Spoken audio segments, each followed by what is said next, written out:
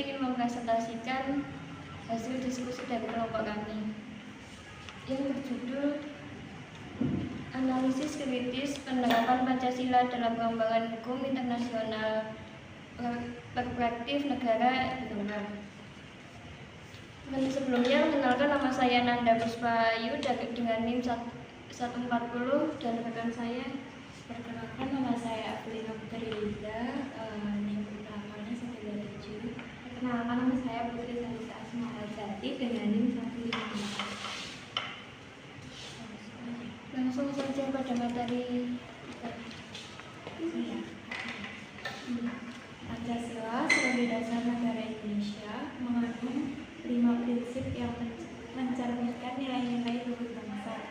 Dalam konteks hukum internasional, Pancasila dapat berfungsi sebagai panduan untuk mengembangkan norma-norma yang lebih adil dan inklusif. Misalnya, prinsip kemanusiaan yang adil dan beradab dapat mendorong pengakuan terhadap hak asasi manusia yang lebih luas, yang tidak hanya berfokus pada hak individu, tetapi juga pada kesejahteraan kolektif masyarakat. Hal ini penting untuk mengatasi ketidakadilan yang sering terjadi dalam penerapan hukum internasional yang bersifat universal dan cenderung mengabaikan konteks lokal.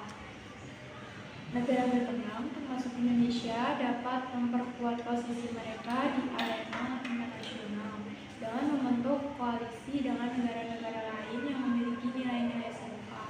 Misalnya dalam isu-isu seperti perubahan iklim, hak asasi manusia, dan perlindungan pengungsi, negara-negara yang memiliki kepentingan dan nilai yang sama dapat bersatu untuk memperjuangkan agenda mereka. Koalisi ini tidak hanya meningkatkan suara negara berkembang, tetapi juga menciptakan platform untuk berbagai pengalaman dan strategi yang efektif dalam diplomasi internasional. Negara berkembang perlu berperan aktif dalam mengusulkan penyesuaian norma-norma internasional agar lebih sensitif terhadap konteks lokal. Ini mencakup pengembangan hukum internasional yang mempertimbangkan nilai-nilai budaya dan tradisi lokal. Misalnya dalam konteks perlindungan lingkungan, negara-negara berkembang mengintegrasikan pengetahuan lokal dan praktik tradisional dalam pengelolaan sumber daya alam. Dengan cara ini, hukum internasional dapat menjadi lebih relevan dan efektif dalam konteks lokal. Prinsip kerakyatan yang dipimpin oleh hikmat kebijaksanaan. Prinsip ini menekankan pentingnya partisipasi masyarakat dalam pengambilan keputusan dalam konteks internasional. Hal ini mendorong negara untuk terlibat dalam proses pembuatan keputusan secara konsensus. Namun, tantangan muncul ketika negara-negara besar mendominasi proses tersebut. Negara berkembang perlu mengembangkan strategis untuk memastikan bahwa suara mereka didengar.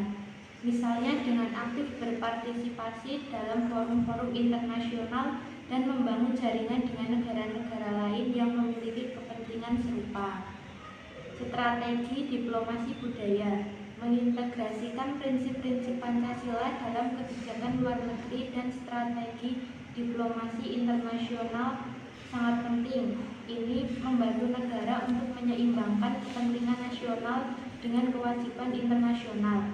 Misalnya, Indonesia dapat mempromosikan nilai-nilai pluralisme dan toleransi dalam diplomasi internasional yang sejalan dengan prinsip persatuan Indonesia. Dengan cara ini, Indonesia dapat menunjukkan bahwa nilai-nilai lokal dapat berkontribusi pada perdamaian dan stabilitas global.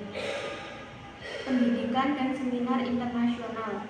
Pendidikan dan seminar yang membahas hubungan antara nilai-nilai lokal dan hukum internasional dapat meningkatkan pemahaman dan kesadaran tentang pentingnya nilai-nilai tersebut. Misalnya, seminar internasional yang melibatkan akademisi praktik hukum dan membuat kebijakan dapat menjadi platform untuk berbagi pengetahuan dan pengalaman. Ini juga dapat memperkuat posisi negara berkembang dalam percakapan global, memungkinkan mereka untuk berkontribusi lebih efektif dalam pembuatan hukum internasional.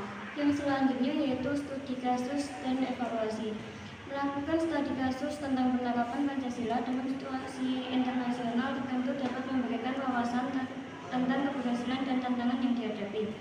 Misalnya penelitian tentang bagaimana Indonesia menerapkan prinsip-prinsip Pancasila dalam perundingan bilateral atau multilateralisme dan memberikan pelajaran berharga. Evaluasi implementasi prinsip-prinsip Pancasila dalam praktik juga penting untuk mengidentifikasi potensi perbaikan dan strategi baru yang dapat digunakan untuk memperkuat posisi negara berkembang di kancah global. Kesimpulan dari kelompok 7 yaitu penerapan Pancasila dalam pengembangan hukum internasional membawa perspektif yang kaya dari negara berkembang, menawarkan kontribusi berharga dalam dialog global. Pancasila dengan nilai-nilai utamanya seperti kemanusiaan yang adil dan beradab serta keadilan sosial memberikan kerangka unik yang dapat memperkaya prinsip-prinsip universal dalam hukum internasional. Namun, tantangan utama terletak pada ketidaksesuaian antara nilai-nilai lokal dan norma internasional yang dominan. Negara berkembang seringkali harus menyeimbangkan kebutuhan untuk mematuhi standar global dengan mempertahankan identitas nasional mereka. Integrasi Pancasila dalam konteks hukum internasional memerlukan pendekatan strategis yang melibatkan diplomasi budaya dan partisipasi aktif dalam forum internasional. Negara-negara berkembang perlu mengembangkan strategi yang memungkinkan mereka untuk mempromosikan nilai-nilai lokal mereka sambil memenuhi tuntutan global. Upaya ini bisa melibatkan kolaborasi regional dan diplomasi yang inklusif untuk memperkuat posisi mereka dalam pembuatan kebijakan internasional. Implementasi nilai-nilai Pancasila seperti dalam kebijakan perubahan iklim Indonesia menunjukkan bagaimana negara berkembang dapat mengadaptasikan nilai-nilai lokal mereka dalam kerangka hukum internasional. Kesuksesan integrasi ini memberikan contoh bagaimana nilai-nilai lokal dapat diselaraskan dengan nilai norma global sambil tetap mempertahankan kekayaan budaya dan identitas nasional.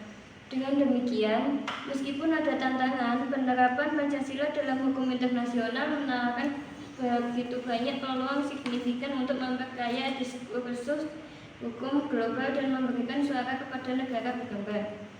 Keberhasilan integrasi ini bergantung pada strategi yang hati-hati dan partisipasi aktif dalam pengembangan kebijakan global, serta komitmen untuk menjaga keseimbangan antara nilai-nilai lokal dan norma internasional. Cukup sekian presentasi dari kelompok 7. Apabila ada salah, mohon dimaafkan. Wassalamualaikum warahmatullahi wabarakatuh.